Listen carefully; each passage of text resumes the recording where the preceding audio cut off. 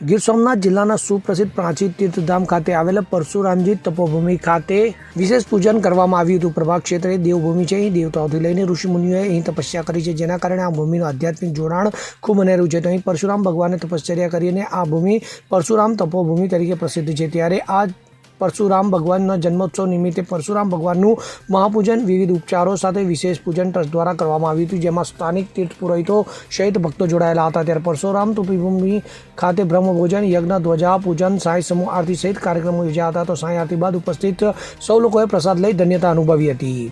દીપક જોશી સાથે CN24 news, Gir Somnath. હવે જુઓ દેશ દુનિયાની તમામ ખબરો તમારી આંગળીના ટેરવે। ઉઠાવો મોબાઈલ અને ગૂગલ પ્લે સ્ટોર પરથી ડાઉનલોડ કરો અમારી CN24 ન્યૂઝ મોબાઈલ એપ।